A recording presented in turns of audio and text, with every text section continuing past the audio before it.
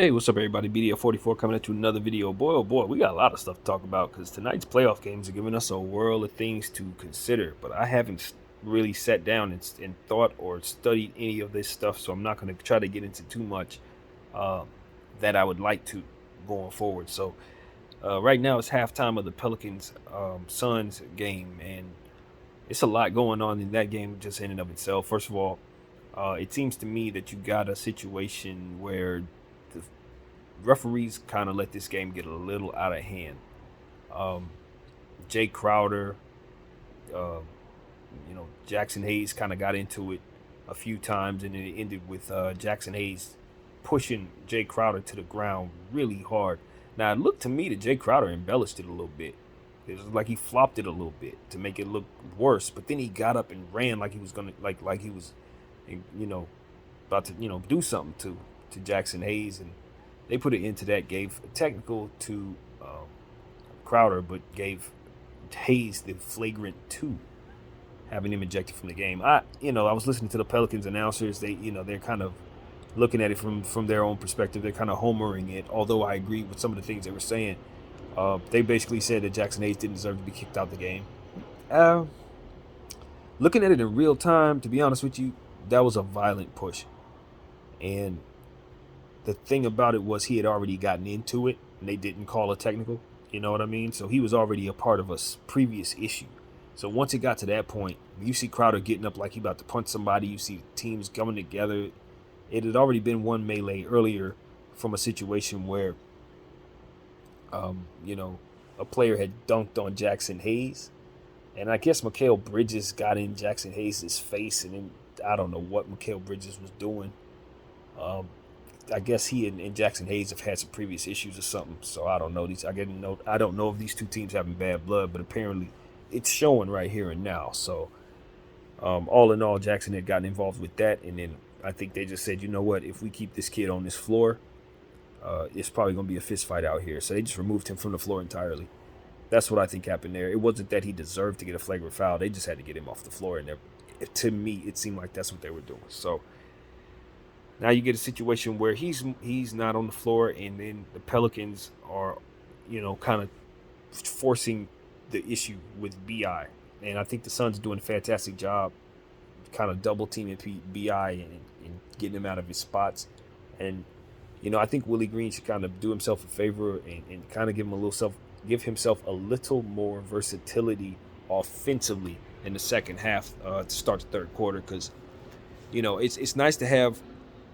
And I said this before, it's really nice to have the players that the Pelicans have, because they really help you in some very, very important areas. Like Valanciunas is a big dude, so he can be in the paint and do all kinds of really, really important stuff, like offensive rebound and stuff like that.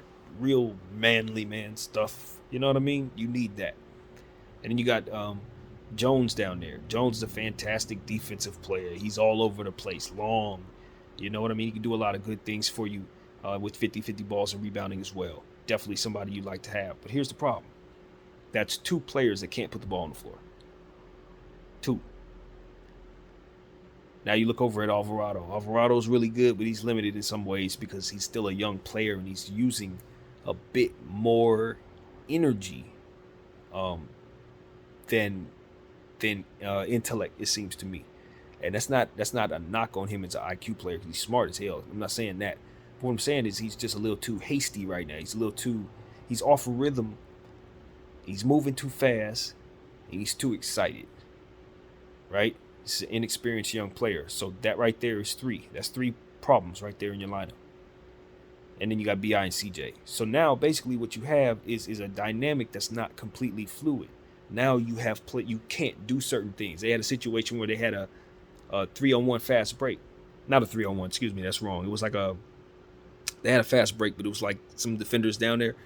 Normally, situations like I watch the Lakers, we have a lot of ball handlers. So if that's like Malik Monk, THT, Bronze, whatever, even Westbrook, for example, they're going straight. They catch that ball in stride, and whoever the defender is just going to have to foul them because they're going to be slashing at the basket.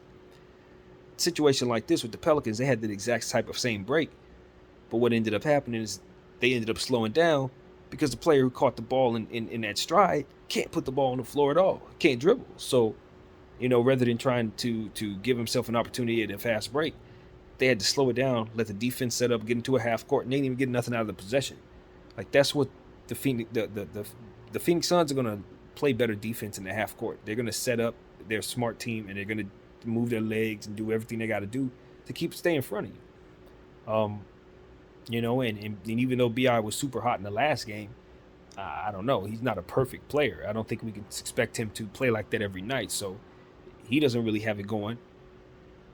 CJ doesn't really seem to have it going like that. Jackson Hayes out of the game, so it's like, okay, who are we looking at?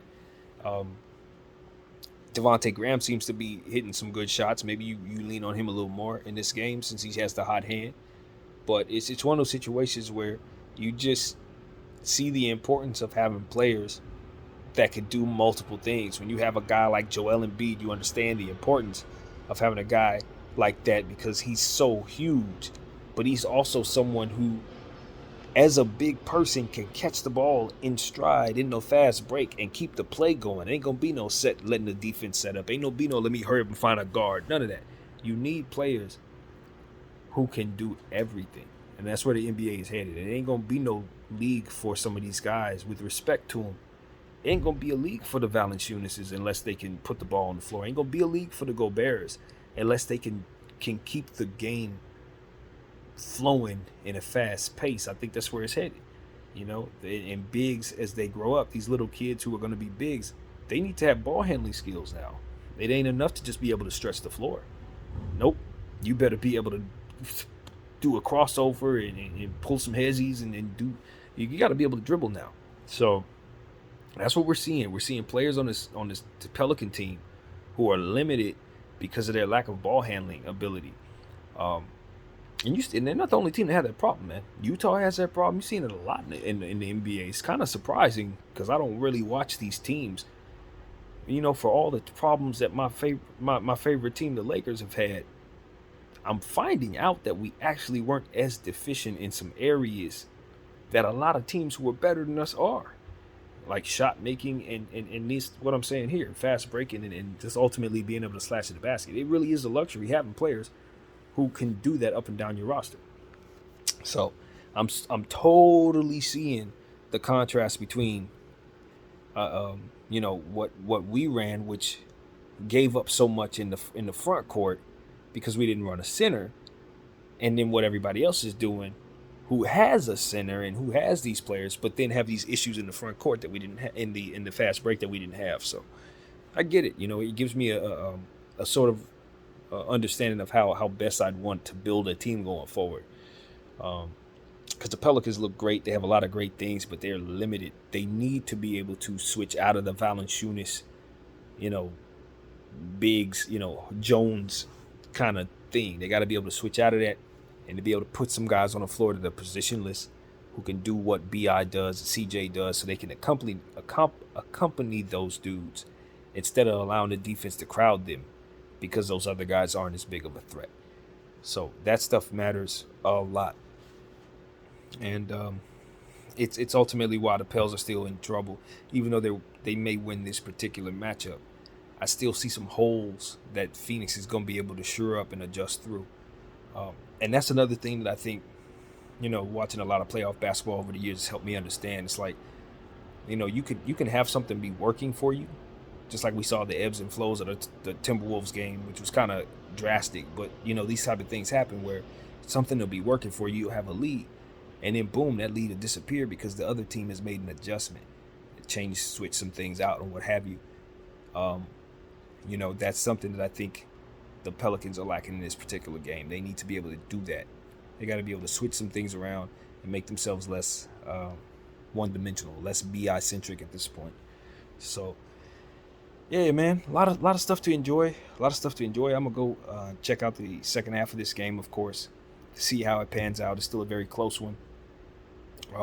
The Pelicans played pretty well to start the game, for the most part. It just, it's a very physical game, and they're having a hard time scoring. So once you have that issue, Phoenix is gonna find ways of doing other things that, to kind of help themselves. So even though they started off a little slow, ultimately Phoenix is not going to be down for too long. So They better get their stuff together, man. Pelicans have a home court advantage. Their arena seems to be pumping. They're doing pretty good, but um, Willie Green's gonna have to shuffle around and try to lean on the hot hand. I say Devontae Graham. The shots are falling. If it just keep giving it to him, because he's a guy who can get hot in a hurry. So that's what I think they should do. So anyway, that's what I got, man. Go back and enjoy the rest of this game, and of course, come back to you guys with more on the other games as well. VO44. Thank y'all for watching. I'm out.